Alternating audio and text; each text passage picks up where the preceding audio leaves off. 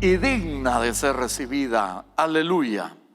Entonces, mire, hermano, es bien importante comprender que la base de toda la enseñanza de Dios en la Biblia, en lo que nosotros debemos de practicar y vivir y tomar en nuestros corazones, es el amor.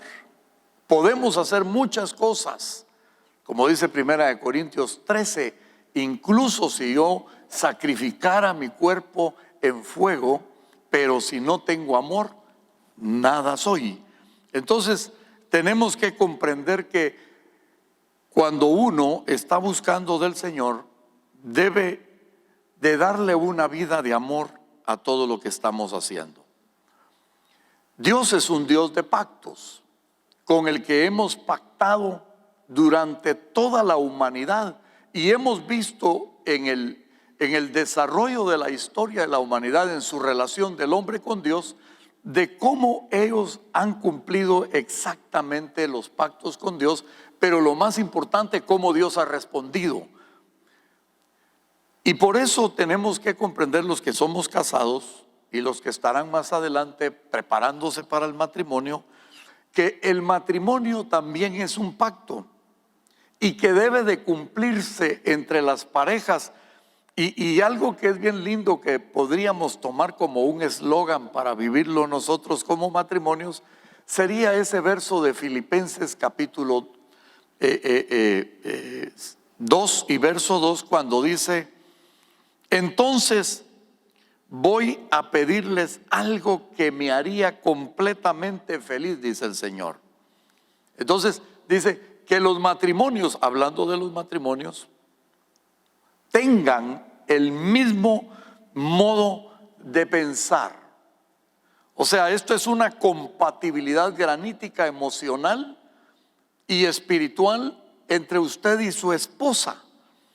Y que tengan, dice, el mismo amor. O sea, que cada uno luche, mire qué lindo, ¿verdad?, por amarnos por igual, sirviéndonos, y que propongamos las mismas metas. O sea, aquí lo que está pidiendo el Señor es una unidad granítica en este pacto, para que usted lo pueda cumplir en ese pacto con Dios, que tengamos entonces la misma manera de pensar, el mismo amor y las mismas metas. Eso nos va a llevar a que tengamos una muy buena relación, porque cuando no somos compatibles el uno con el otro, entonces nuestra manera de pensar es diferente, nuestro caminar va a ser diferente y las metas van a ser diferentes. No puede ser así.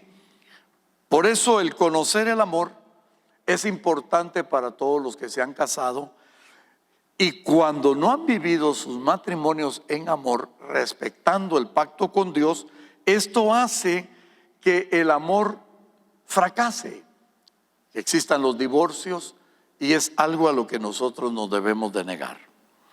El amor entonces siempre seguirá siendo un pacto de amor que nunca termina. Solo dice el llamado cuando nos casamos: hasta que la muerte nos separe. Pasarán las profecías, pasará la ciencia, pero el amor permanecerá. Pasarán los años, vendrán los hijos, se irán los hijos, vendrán los nietos, llegaremos a la vejez, tendremos el amor ágape, ¿verdad?, de parte de la pareja, y aún así todo se ha ido de nuestra vida, pero el amor permanecerá en esta tierra, y aun cuando lleguemos al Señor, porque allá vamos a ir a conocer al Dios del amor que tanto nos enseñó. Entonces, lo que más necesita el ser humano en esta vida es amor, porque si no conocemos el amor, no viviremos. 1 Corintios dice que el amor no sea egoísta, que el amor todo lo espera, todo lo soporta, el amor es sufrido, no es jactancioso, el amor cubre multitud de pecados. Así que no puede decir uno: mire, ya no sigo en mi pacto de amor porque mire lo que me hizo. El amor cubre multitud de pecados. El primer pacto de amor que Dios hizo con el hombre en la tierra aunque venía siendo muchos, ¿verdad? Cuando destruyó la tierra con el tiempo de Noé, Dios hizo un pacto y sacó un arco iris y dijo: nunca más destruiré la tierra con agua. Y por eso es que nosotros creemos que aunque anunciaran tsunamis en todo el mundo y que la tierra va a ser destruida por agua, nosotros creemos que no, porque Dios lo pactó de que no destruiría así la tierra. Entonces, la pregunta es, en el antiguo pacto redactado en el Nuevo Testamento, ¿Dios lo hizo con Moisés o con Abraham? Eso es interesante poderlo saber. Pues mire, quiero decirle, en el caso de Moisés no hizo el pacto, sino que con Moisés lo que hizo fue ratificar el pacto, poniendo los estatutos y mandatos que Dios le mandó a la población de Israel para que pudieran vivirlo y para que pudieran tener conductas morales, conductas espirituales, amor al prójimo. Y entonces ahí se determinaron las leyes que le dieron a Moisés. La Biblia dice que fue con Abraham, no lo digo yo. Vayamos a Génesis capítulo 15 y dice en el verso 1: después de esto el Señor se le apareció a Abraham. Mire, esto es muy interesante, leámoslo despacio. A una visión y le dijo: Abraham. Ahí no era Abraham, ahí era Abraham, no había cumplido la promesa. Le dijo: yo soy tu protector, tu recompensa. Le dijo: ¿será cómo? Grande. Yo le pregunto esta mañana a usted que está aquí, a los que están en casa, el estar en Cristo, ¿cómo será su recompensa? Será grande. Y de hecho, hermano, yo siempre que hablo con mi esposa, le digo, de verdad que haber conocido a Cristo ha sido lo más maravilloso, lo más glorioso, porque ve uno su hogar, su familia, sus hijos recompensados por Dios de una manera sobrenatural y bendecida, hermanos. Por eso la recompensa dice: será grande. Pero Abraham le dijo: oh Señor Dios, ¿qué me vas a dar si yo ni siquiera tengo hijos y el heredero de todo lo mío es Eliezer de Damasco? Luego Abraham dijo: no me has dado hijos, por lo tanto será un esclavo nacido en mi casa quien herede mis posiciones. La palabra del Señor vino a él diciendo, oiga qué lindo, alguna vez uno le ha reclamado a Dios, ¿verdad? Es que no me has dado esto. Entonces Dios, mire cómo le contestó a Abraham y le dice, la palabra, ¿verdad?, diciendo: él no será tu heredero, tu propio hijo heredará.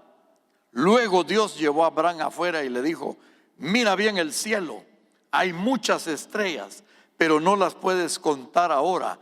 Y siguió diciendo: pues bien, si ocurriera con tus descendientes.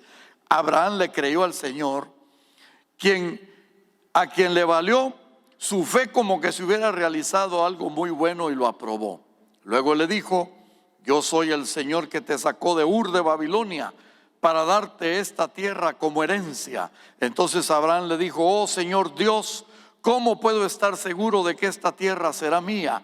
Y él le dijo: consigue para mí una ternera de 3 años de edad, una cabra de 3 años de edad, un carnero de 3 años de edad, una paloma adulta y una paloma joven. Y Abraham los consiguió y los partió por la mitad, y después puso una mitad frente a la otra, pero a las aves no las partió por la mitad. Más tarde unos buitres bajaban a comerse los animales muertos, pero Abraham los espantaba. A medida que el sol bajaba, Abraham quedó como en trance, o sea, como en un sueño. Cayó sobre él una profunda y tenebrosa oscuridad. Y el Señor le dijo, oiga, ¿qué le dijo? Ten por seguro que tus descendientes serán inmigrantes en un país al que no pertenecen, Egipto, ¿verdad? Serán esclavos de la gente en ese país y serán tratados cruelmente por 400 años. Pero yo, dice el Señor, juzgaré a esa nación, a los que ellos servirán, y después tus descendientes saldrán libres con grandes riquezas.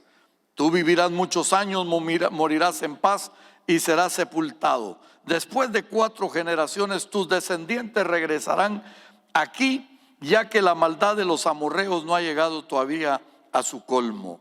Cuando se hizo de noche, todo estaba oscuro, apareció un hornillo echando humo y una antorcha encendida que se movía entre los animales muertos. Y oiga, el verso 18, ahí está la respuesta que hice ¿con quién hizo el pacto? ¿Con Dios o con Abraham? Y le dijo, ese día el Señor hizo un pacto con Abraham y le dijo, daré esta tierra a tus descendientes, desde el río de Egipto hasta el gran río Éufrates, las tierras de los kenitas, los kenesitas, los cadumeos, los heteos, los fereceos, los refaitas, los amorreos, los canoneos y los jerseos y los jebuseos. Mire qué lindo. Noten ustedes que lo primero que Dios le mostró a Abraham fue una visión. Eso tenemos que tener nosotros en nuestro corazón, porque la palabra nos enseña que nosotros sin visión nos desenfrenamos, nos desviamos, nos salimos del propósito. Por eso lo primero que le tenemos que pedir al Señor es que nos muestre cuál es nuestro caminar, cuál será nuestra vida, cuál será nuestro futuro. Porque así como se lo mostró a Abraham, imagínese usted, le está hablando de una generación que sería cautiva 400 años y Abraham todavía no tenía ni siquiera un hijo. Y ya estaba de casi 99 años y no miraba descendencia. Y Dios mostrándole una generación que le dice que no se pueden contar como las estrellas. Entonces vemos que las promesas en las visiones de Dios para nuestra vida son grandes, son bendecidas, son de grandes promesas. ¿Y cuál era el deseo que tenía Abraham ya después de haber servido, haber obedecido a Dios? ¿Cuál era el deseo más grande que tenía él? Era tener hijos, para así tener descendencia. Porque mire, lo precioso de todo esto es ver su descendencia, ¿verdad? Uno se goza, así como estoy ahora con mi esposa, que vimos nacer a nuestras hijas y ahora estamos viendo nacer a nuestros nietos. Mire, qué lindo, es una cosa maravillosa, ¿verdad? En la cual uno está viendo a nuestros descendientes, los cuales, según la Biblia dice, son importantes. ¿Por qué? Porque cuando un pacto comienza con un hombre, lo comenzó con Abraham, y imagínense la duración que tiene el pacto, porque todavía Dios lo sigue cumpliendo con esa nación hasta el día de hoy, gracias a que Abraham tuvo descendencia. Entonces es bien importante tener descendientes. Pero el verso 5 me gusta mucho porque dice, luego Dios llevó a Abraham afuera y le dijo, mira bien el cielo, hay muchas estrellas que no puedes contar ahora. Y siguió diciendo, pues bien, así ocurrirá con tus descendientes. Cuando Dios le está mostrando afuera y le muestra el cielo y las estrellas, lo que Dios está haciendo es como que le está diciendo, mira la fotografía, tómala, mira ese cielo, tiene muchas estrellas. Eso que estás viendo es lo que voy a hacer con tu descendencia. Entonces es bien importante ver lo que es nuestra vida, porque mire, nosotros tenemos la bendición, hermano, de que estando en Cristo nosotros podemos ver más allá de lo que los hombres comunes y corrientes no pueden ver. Tenemos palabra, tenemos profecía, tenemos sueños, tenemos visiones, ¿o no? Entonces, eso es la gran maravilla que tenemos en Cristo Jesús, porque Él nos puede hacer eso en nuestro corazón. Y ese día Dios metió esa visión en el corazón de Abraham, y él, lo importante, ahí viene lo importante, ¿verdad? Porque a veces uno no le quiere creer a Dios. Dice que él le creyó a Dios, dice en el verso 6, y entonces le fue contado por justicia. Era una promesa imposible de un hombre de más de 90 años, más o menos, porque cuando Abraham tuvo 100 años, entonces tuvo Abraham el hijo de la promesa, y no a los 84 años cuando tuvo a Ismael, el hijo de la carne. Entonces, ¿cómo sería posible esto ya en un hombre viejo? Porque la Biblia dice, ¿verdad?, que para nosotros como hombres todo puede ser imposible, pero para Dios nuestro Señor, no hay nada imposible. Creemos eso en nuestro corazón. Aleluya.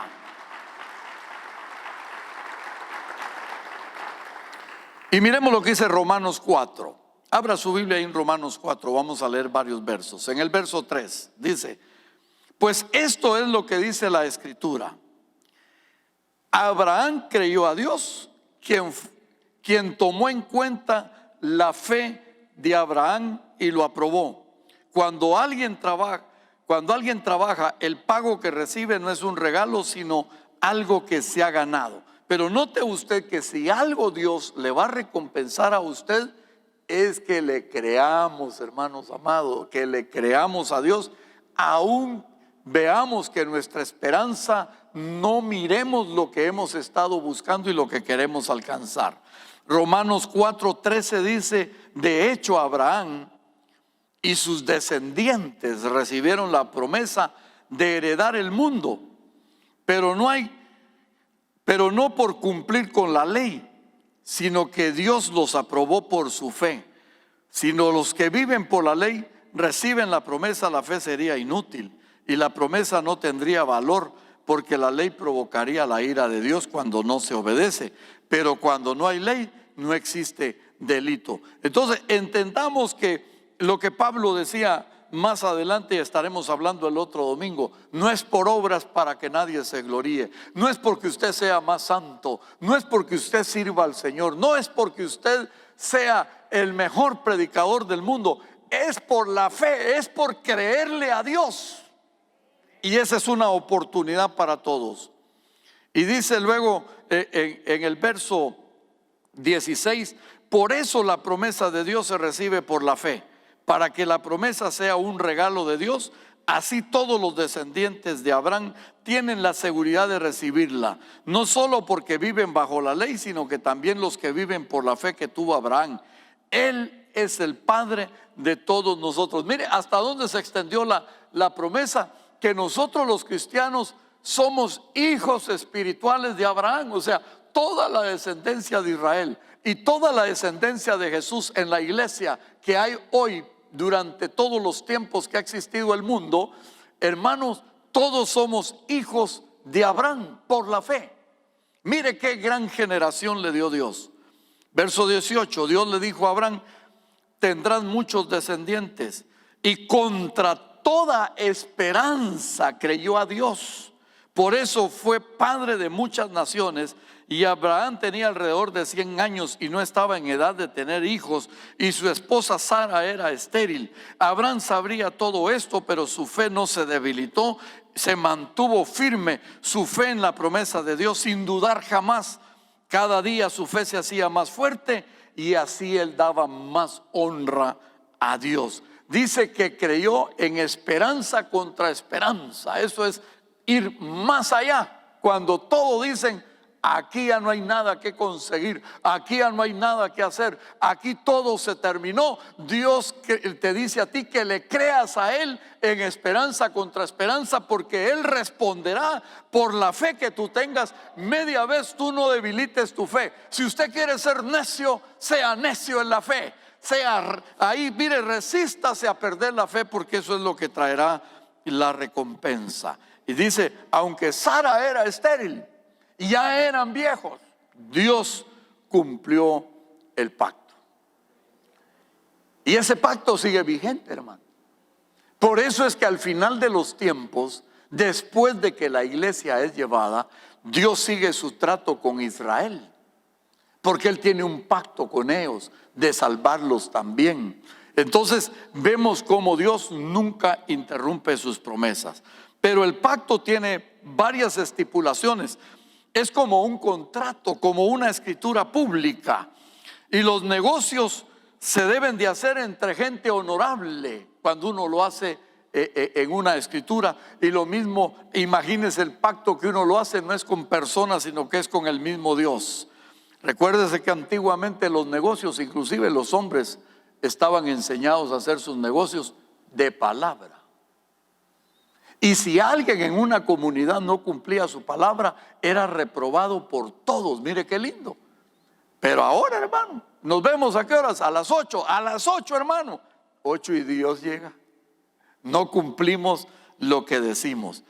El pacto también es un conjunto de bendiciones y maldiciones. Porque en el pacto habrá siempre un sacrificio de palabras que deberán de cumplirse para bien o para mal. Por eso Dios le muestra en el verso 7 el sacrificio de los animales como el derramamiento de sangre. Y la copa de la ira de Dios le dice: mira, yo he hecho un pacto contigo, te voy a dar una generación de 400 años que estarán cautivos en Egipto, pero al final de esto yo castigaré a los que tengan cautivos a mi pueblo.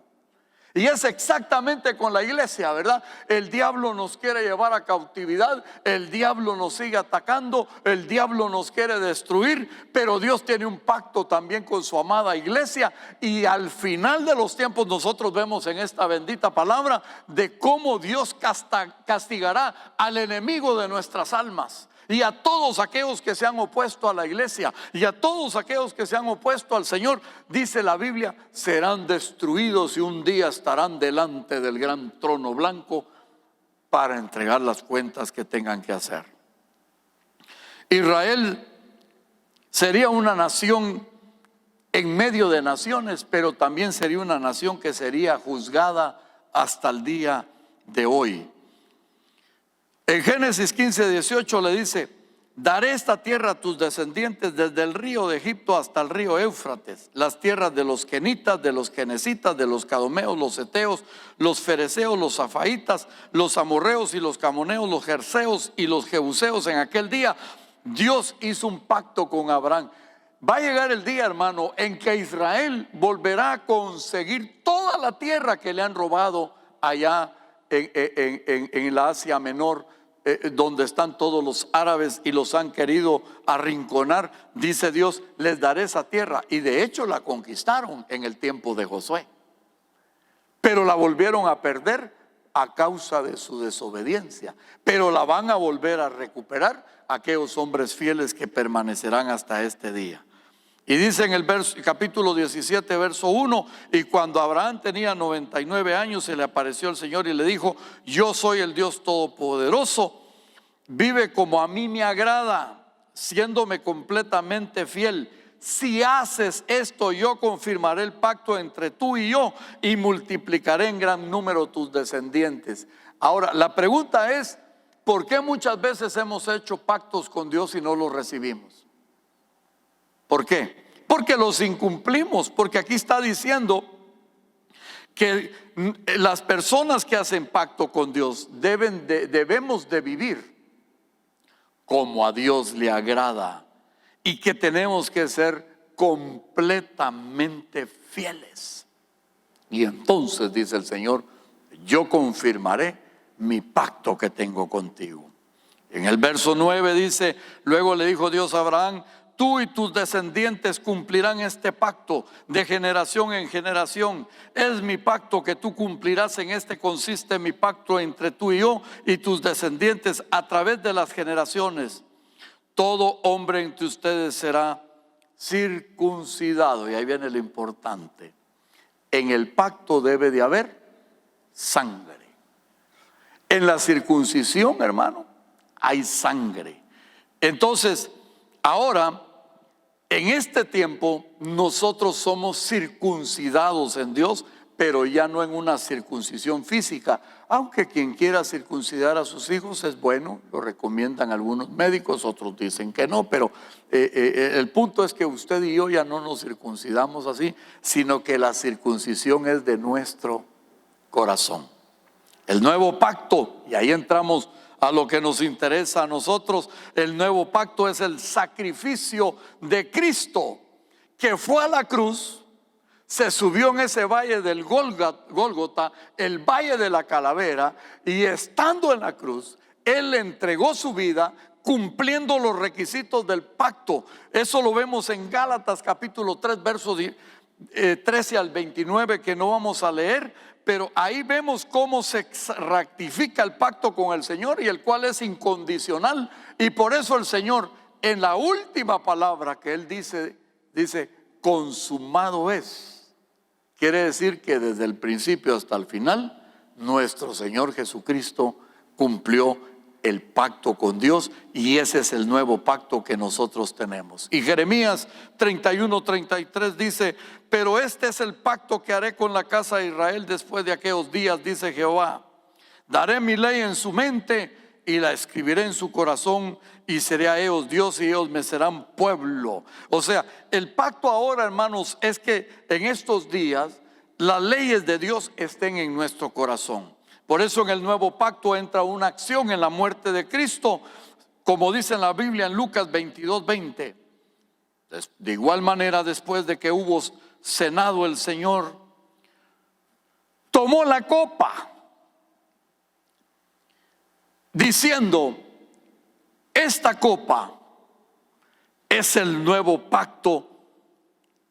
¿En dónde? En mi sangre, que por vosotros se derrama. Mire, hermano, usted y yo tenemos ese sello divino. Hay un pacto de Jesús con el Dios maravilloso, Dios Padre, en el cual Él lo selló con sangre para siempre. El nuevo pacto significa que usted y yo tenemos puerta abierta para viajar directamente a Dios, en el cual la Biblia en Hebreos dice en el capítulo 7, verso 22: por tanto Jesús es hecho fiador de un nuevo pacto. Ahora mire, aquí viene lo interesante. ¿Le cumplió el Señor el pacto a Abraham? Sí, se lo cumplió.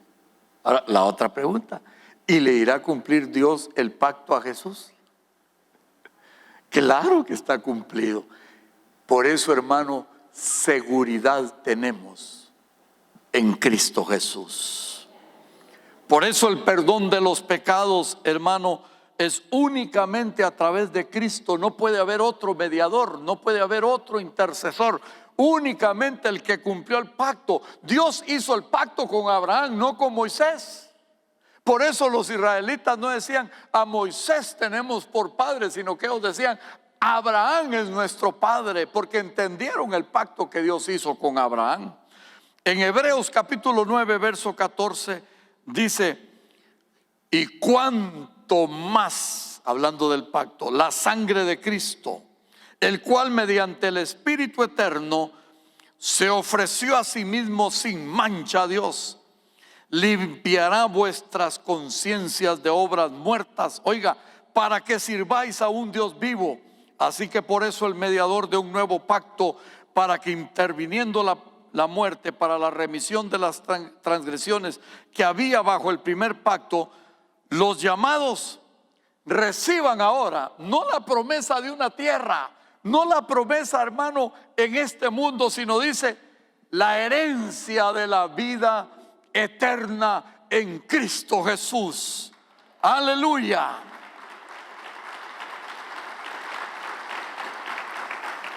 El nuevo pacto que promete hacer Dios en la Biblia, en Hebreos 8:10 dice: por lo cual este es el pacto que haré con la casa de Israel después de aquellos días, dice el Señor.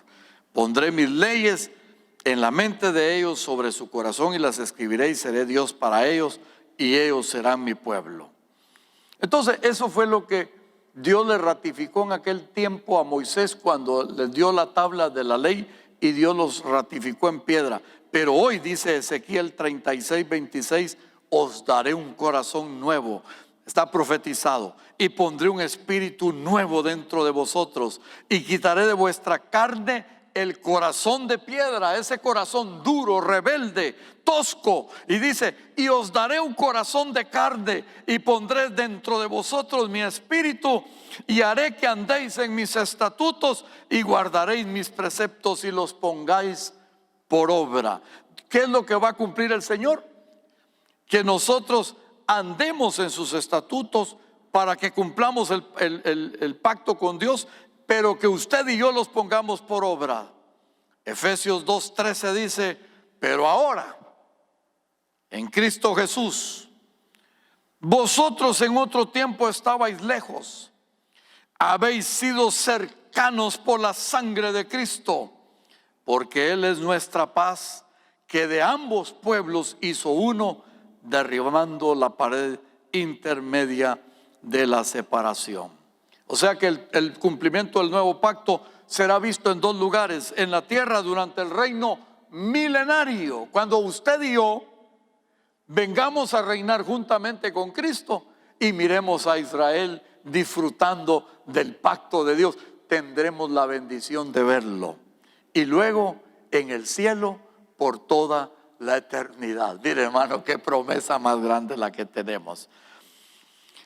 Romanos 6:14 dice: porque el pecado no se enseñoreará de vosotros, pues ya no estáis bajo la ley, sino que ahora estamos bajo la gracia. El nuevo pacto es de la gracia. Hebreos 7:22 dice: por tanto Jesús, hecho fiador del nuevo pacto, y los otros sacerdotes llegaron a ser mucho debido a ser por la muerte, no podrían continuar, mas este, por cuanto Jesús permanece para siempre, tiene un sacerdocio inmutable, por lo cual puede también salvar, oiga, perpetuamente a él, a los que se acercan a Dios, viviendo siempre el Señor para interceder por ellos.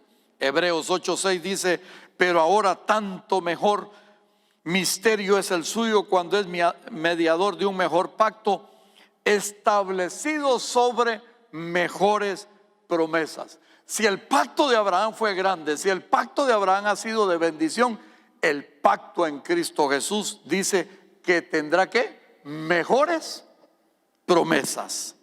Por eso Efesios 2:8 dice: porque por gracia sois salvos por medio de la fe, ya no por medio de la ley. Y esto no es de vosotros, pues es don de Dios, no por obras, para que nadie se gloríe, porque nadie puede hacer algo que ya está hecho, que fue hecho en la cruz. Romanos 8:9 dice: mas vosotros no vivís según la carne, sino según el Espíritu, si es que el Espíritu mora en vosotros. Y si alguno no tiene el Espíritu de Cristo, no es de él.